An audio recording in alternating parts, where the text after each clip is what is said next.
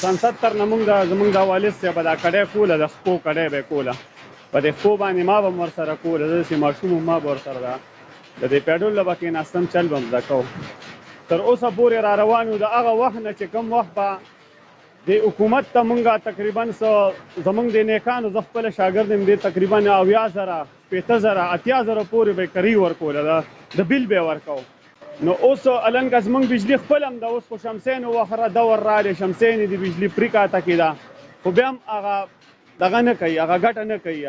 نو زمونږ مطلب دا کسب چې روان یې مونږ هم ورسره مشکل یو. زما تقریبا 15 کسان فیملي ده، دا چې ولاړ زمونږ هم کار خراب وي. بس سوچونو فکرونو کو چې خدای پاکه کوو. بس زما د حکومت نه دغه دی چې دا کوم کار چې دی که نه، دا لږ اسان طریقې سره کې د خلکو سره له هیلپ وکړي. دلته تقریبا زمونږ په مټه کې تقریبا 300 کسان مزدوران دی، هغه کار کوي. زم پکې خپله مزدور یم، مشکل یو پکې.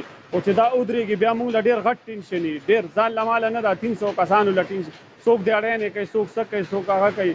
نو چې دا کار روان وي موږ پکې مشکل هم یو، خوشحال هم یو.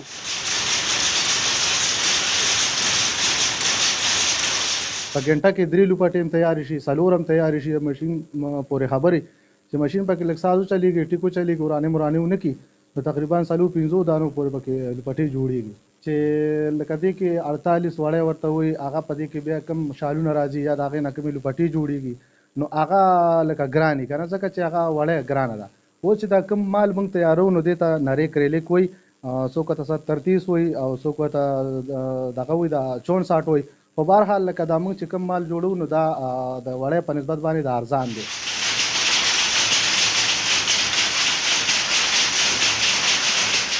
مټه دریاب کورونه تقریبا کم نه کم 2-2.5 زره پاورې به ډېر خلک داسې چې دی د اول موږ سره دا د 12-14 کسان په روزګار باندې داسې په مټه کې واخله، داسې هرې کارخانه کې ښه ډېر مزدوران دي، د ډېرو غریبانانو پکې کار جوړ دی. که زنانه دي هم په روزګار دي، څوک مطلب زونډي کوي، څوک څه کوي، څوک څه کوي، نو دا هر سړي پکې ټیم تېرېږي. که کاروبار ودرېږي نو ټول بې روزګاره شو، خو دا ټیم دې پاس کېږي الحمدلله. موږ هم پکې خدای څه روډه راکړي او غریبانان هم پکې ورکوي، مزدوران هم پکې ورکوي.